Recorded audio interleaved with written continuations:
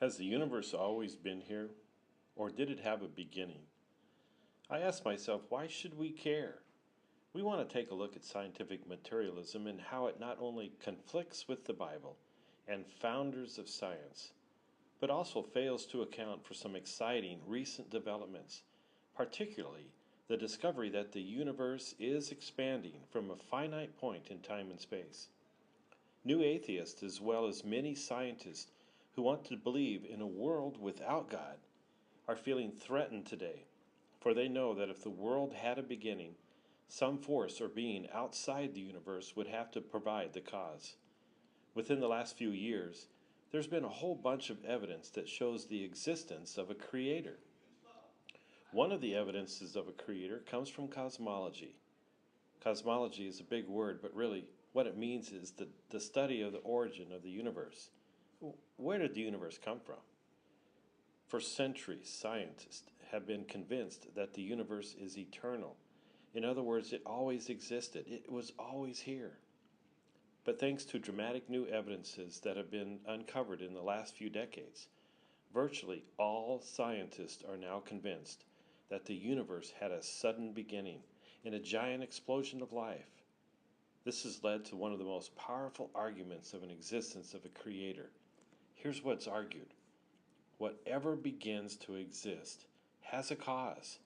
This is just a simple but powerful statement, because just think, if anything begins to exist, then there would obviously be a cause for it. Listen, everything that begins to exist most certainly has to have a cause. Things don't just pop out without something making it pop out. Number two, the universe began to exist. Even Stephen Hawking, renowned scientist and atheist, had said that the universe and time itself has had a beginning somewhere in the finite past. So, if whatever begins to exist has a cause, and the universe began to exist, then the conclusion is obvious. The universe has a cause. Can you see where this provides powerful evidence for a creator? In fact, Arno Penzias, who won the Nobel Prize, is a physicist that stated, "The best data that we can have concerning the origin of the universe are exactly what I would have predicted had I nothing to go on but 5 books of Moses, the Psalms, and the Bible as a whole." What an admission from a Nobel Prize winning physicist. Just give me the Bible, and I would have shown you what science evidence now shows us. The universe has a beginning. You know what? Whatever begins to exist must have a cause. Cosmologists now know that the universe began in an explosion that included a shower of photons. Photons are light. In the Bible, in Genesis 1, verse 3, God said, "Let there be light," and there was light.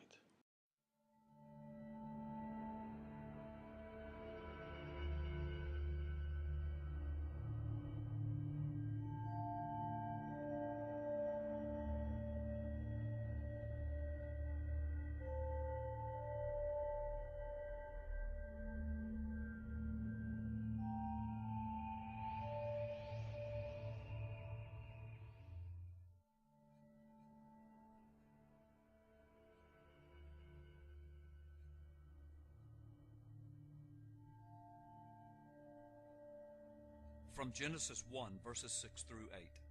And God called the firmament heaven, and the evening and the morning were the second day.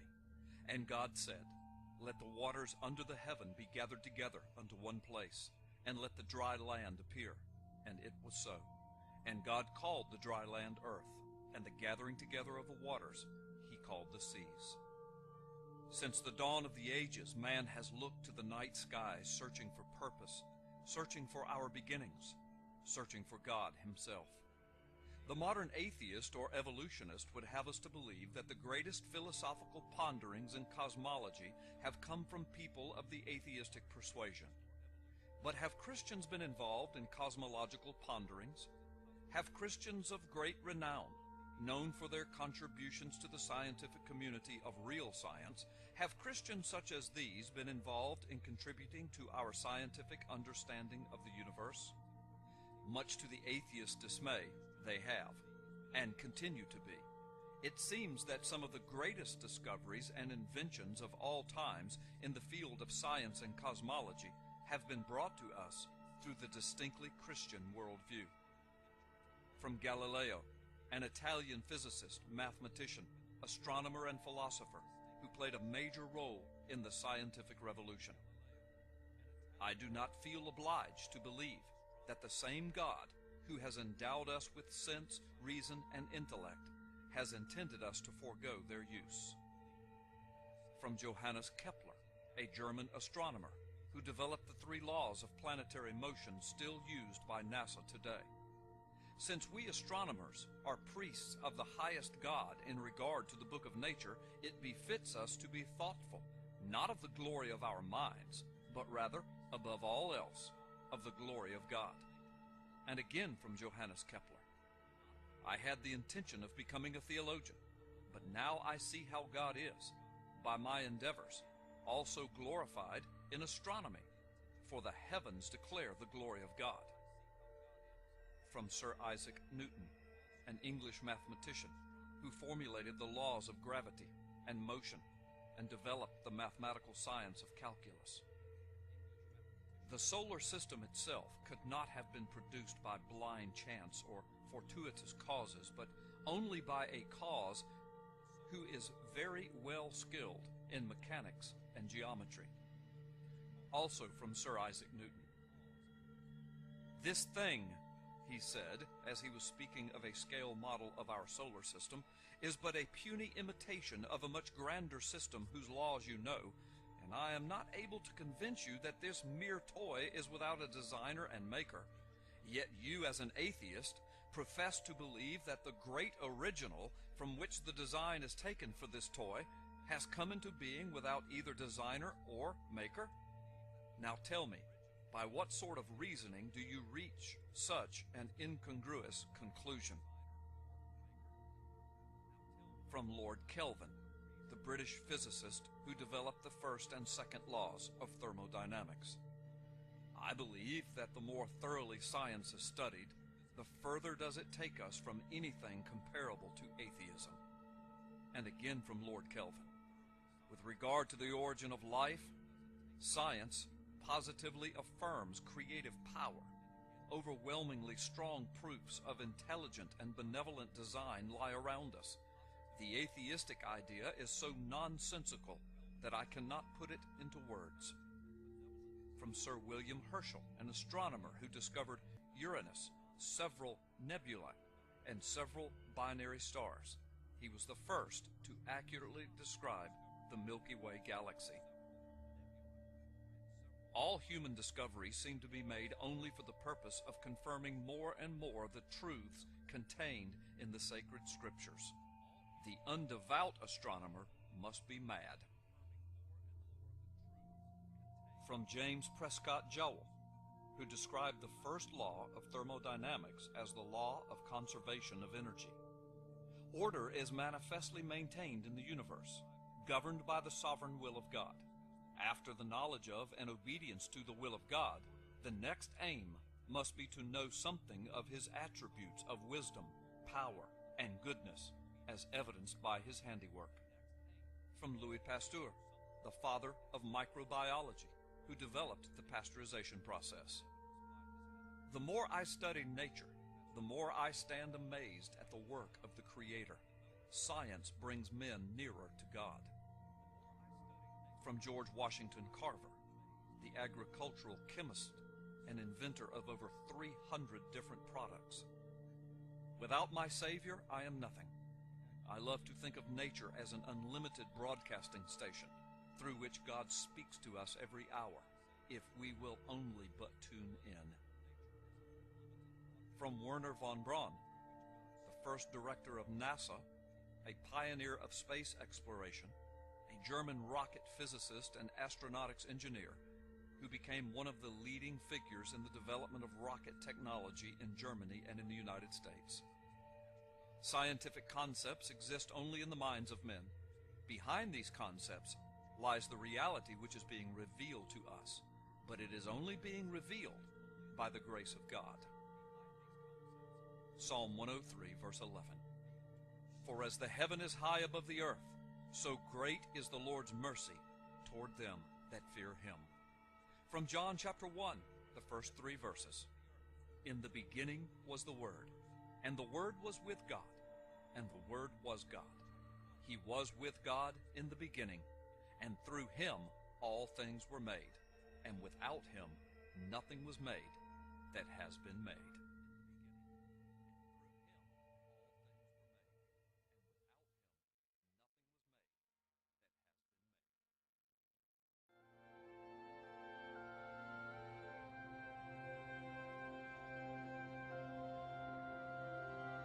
I have felt the wind blow,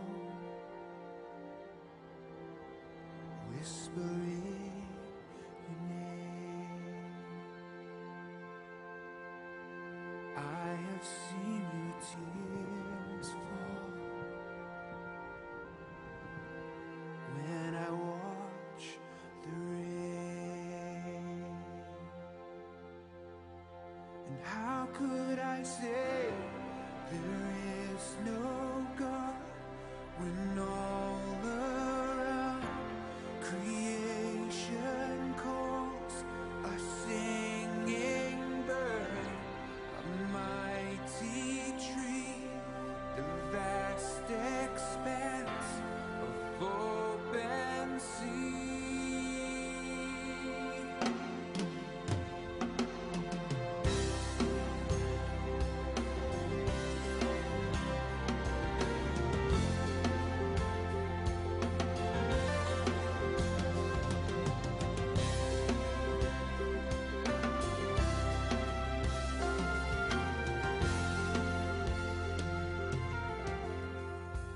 Gazing at a bird in flight, soaring through the air,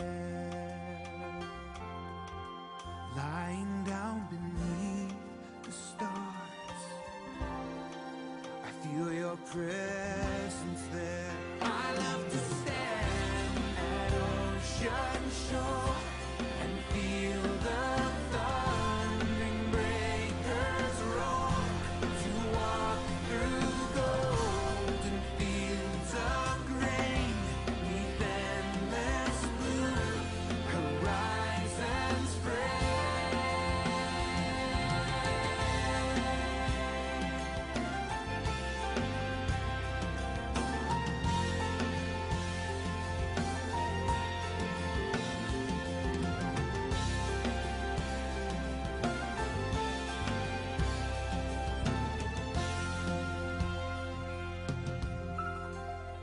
Listening to a river run, watering the earth, fragrance of a rose in bloom, a newborn's cry at birth. How could I say there is no God when all around creation calls a singing bird, a mighty tree, the vast expanse of open sea?